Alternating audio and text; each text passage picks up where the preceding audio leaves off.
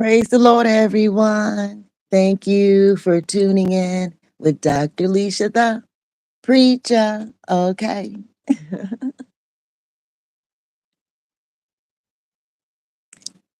God is so good, and He is greatly to be praised.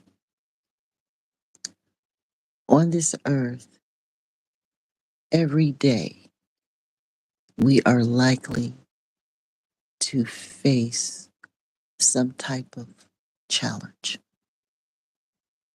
some type of difficulty, attack, sin, evil, some type of misunderstanding, something.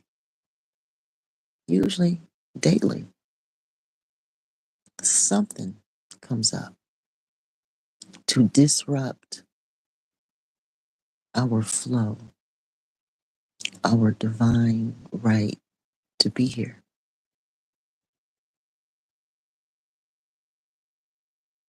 So, that's nothing new nor surprising. But over the past couple of months, I've experienced a pleasant surprise.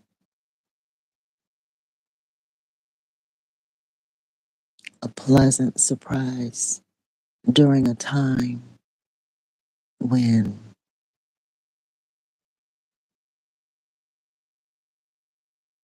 I'll say my faith has been weak. I won't say gone. Mm-mm, not gone, but maybe weak. This life, this world, this earth, this existence here, evil is always present. It's all around us all the time. Evil thoughts, evil choices, silent treatments, cancel culture, rape culture, you know,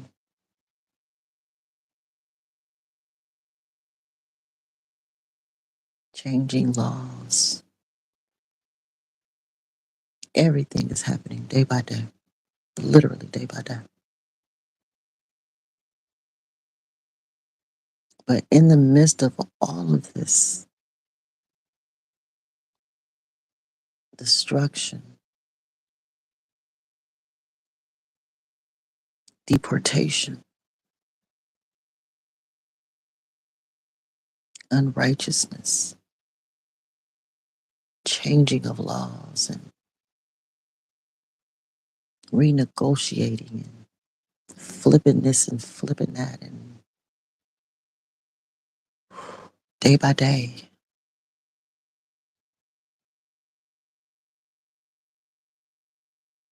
Most High,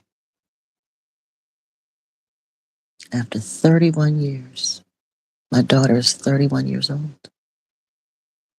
She says, Jesus is real. I love the Lord. From the beginning, Jesus was there. He was that light hovering over the earth. I mean, my daughter won't stop talking about the Lord. And she's coming bold right out of the womb of salvation, jumping out, hollering, slaying people in the spirit,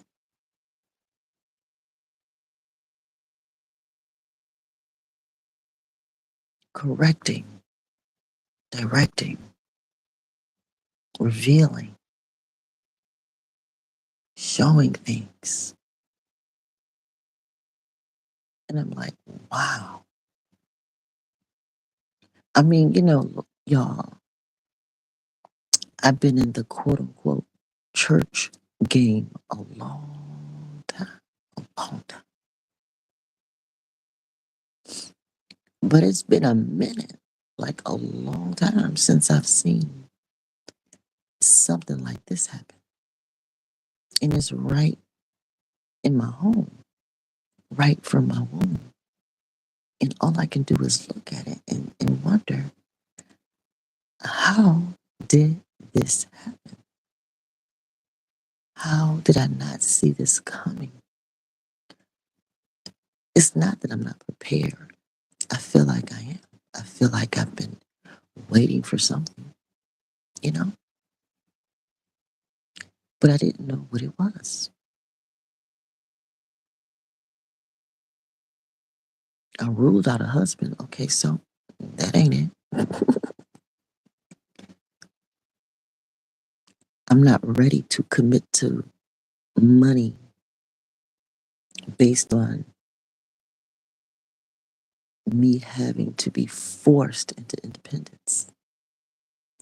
Most High may not want me to be forced into independence like He allowed me to be forced all the way up until this point. So He don't mind me working. He never have. I've always worked, but mostly volunteer, mostly. Volunteer in very, very important type positions, like school board. I didn't get paid for all those years of being a school board member. No, I did not get paid for being a Girl Scout leader for up to 3 or 4 troops, for 8, 9 years or whatever. I didn't get paid for all that. And for the few positions that I got paid for, like substitute teaching and, working for like the county child care council and things like that, the pay was very low and had zero benefits. So that's just been, my life. Nothing new, really. I'm just older now, divorced twice because they married the next month. After they got what they wanted from me, they moved on. So I realized that I work for Most High anyway. No matter what man comes and go in my life, Most High is the man, the main man.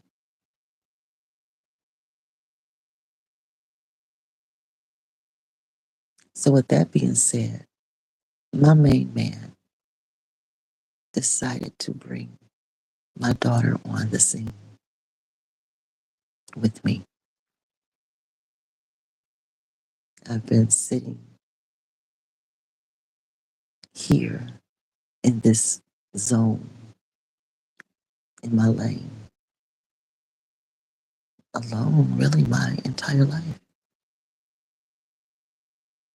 And now I have someone else here, someone I know, someone familiar.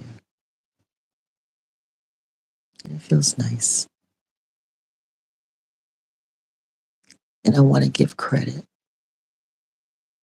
to her real father, her natural father, my first husband.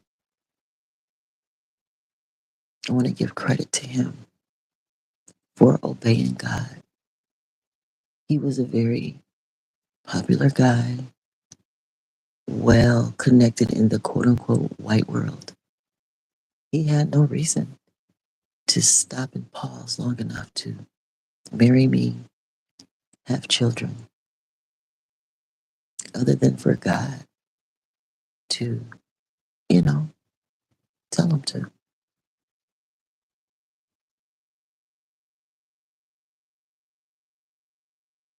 And then when I realized that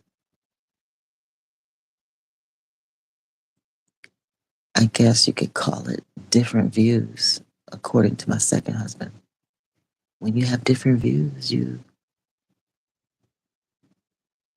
go. So I let him go. I didn't want to disrupt his world because he was obedient. So I moved on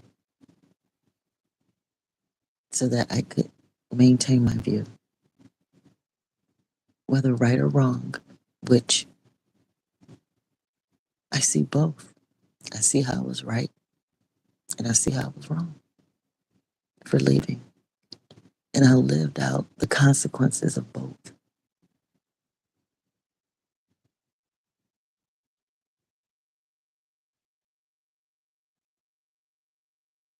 And so, because I created a different view and divorced, when it was my turn to suffer someone changing their view and divorcing me, I had to eat it. Whether right or wrong, I had to eat it. And I did eat it. I let my second husband have whatever he wanted. He has a whole collection of women that he left with, and my sons. He can have all of it. That is what it cost. The wages of sin. That's what it cost me to be free today. That's what it cost for my daughter to confess salvation. And I know it was God. I know it was God because all that happened just so that she could reach this point. So, yes, a lot of people stabbed me in the back. Yes, a lot of people hurt me. A lot of people stole from me. Yes, yes, I confess that. But I also forgive all these people. I forgive them. I still love them. They don't need, well, I can't say what they need. I don't need them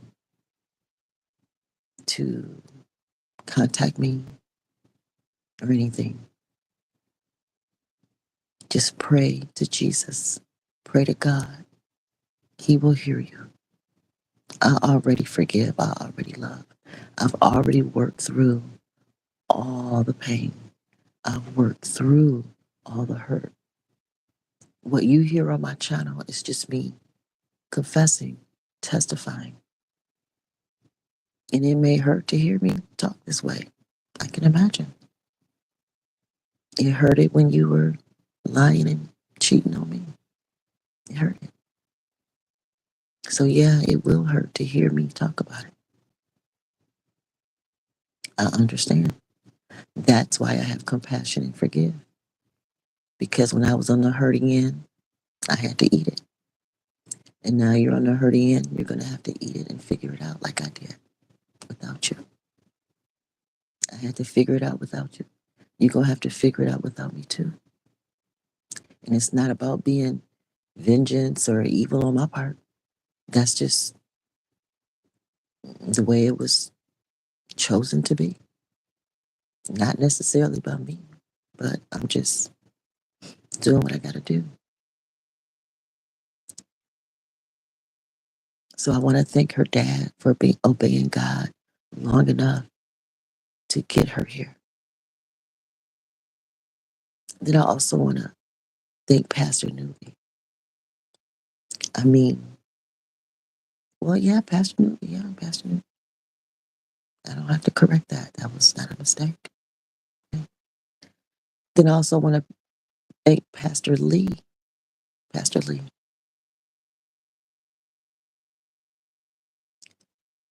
We met briefly, attempted at a relationship. That part didn't work. But the part that did work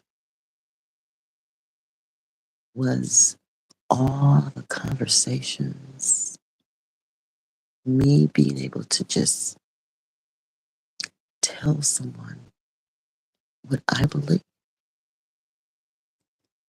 It didn't matter if he believed it or not. That was so not the point. It was allowing me to speak my belief.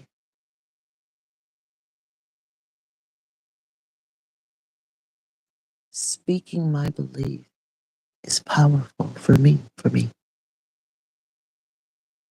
Even if the other person don't understand, don't believe it, it doesn't matter to me.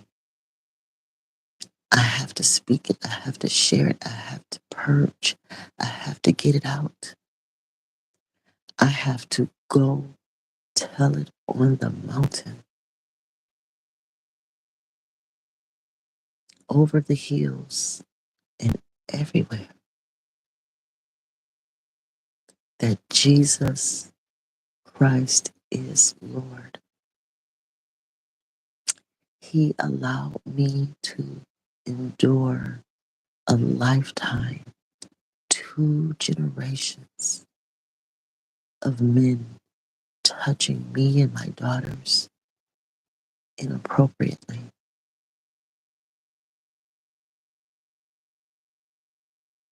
And we live to confess and testify Christ. Nonetheless, I am crucified with Christ. Nevertheless, I live. No, not I, but Christ liveth in me. He liveth in us as we let go of our enemies. Our enemies are those who did not believe that we could be saved.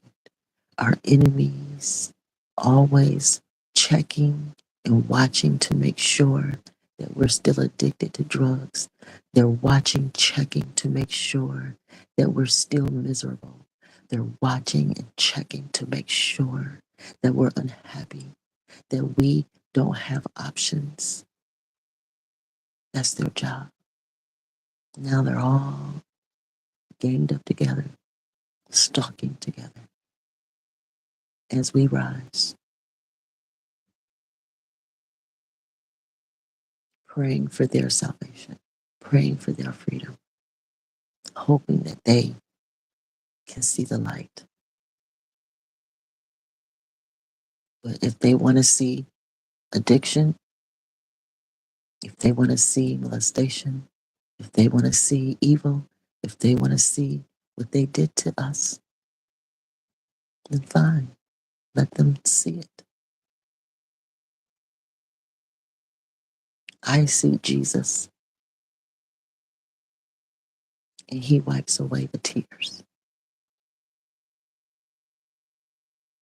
He gives me the strength to get up every day and love my kids, love my grandkids, work my own field, my land, my property that he gave me. Even when my enemies were lying on me, cheating me, stealing from me,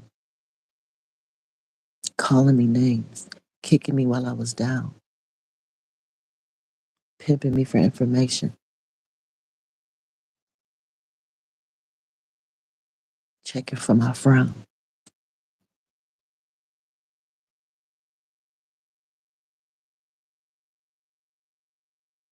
Most High gave me land, property, in the midst of all their nastiness,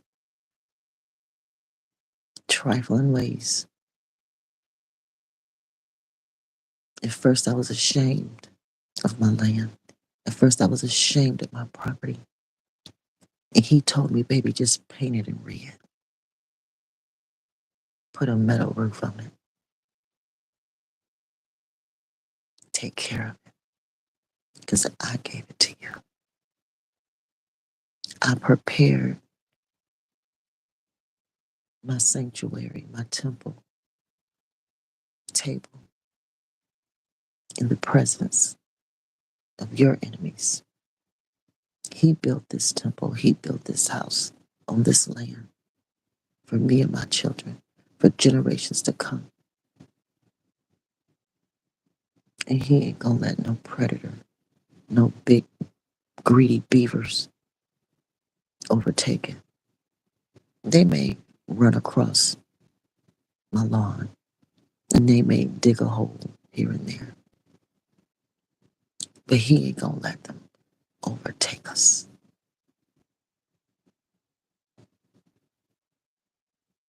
He's proven it to us. And like I said, I want to thank Most High for saving me, no matter how raggedy I am. And I want to thank Most High for saving my children and my grandchildren. And I thank God for the confession of my daughter of our salvation to remind me that He is still real, no matter how broke down we are, no matter how poor we are, because other people put us here and laughing about it because they doing better off of our pain. Most High built what we have. Just like that story of the three little pigs. You can huff, you can puff, but you ain't gonna blow this down. Most High built it, gave it to us.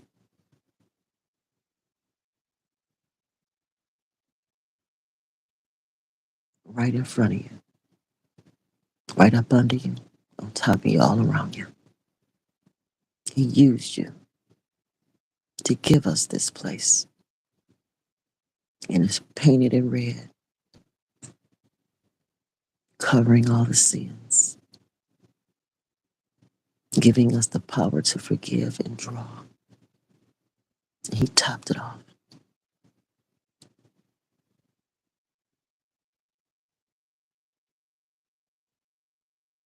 There's love in here. There's protection in here. It's safe in here. He built it this way. He made it tough. Thanks to my first husband. Thanks to Pastor Newby. And thanks to Pastor Lee.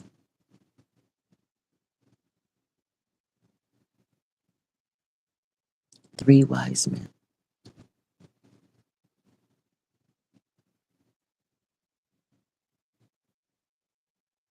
Protecting stars from Most High.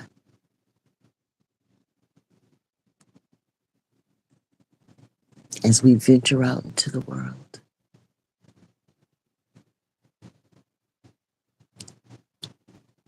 displaying his pearl,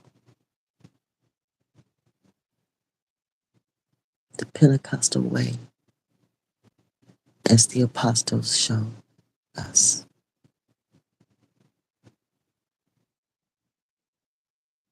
You all have a blessed day. Click like, subscribe, hit that notification bell. Keep up with your girl.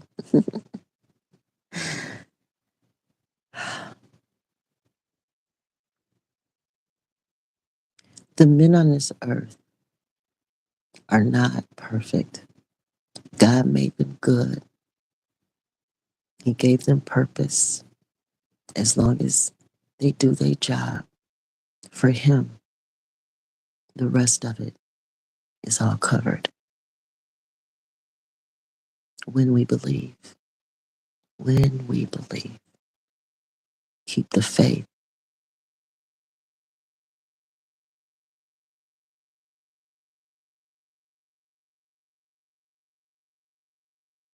And discern with the Holy Spirit our real comfort.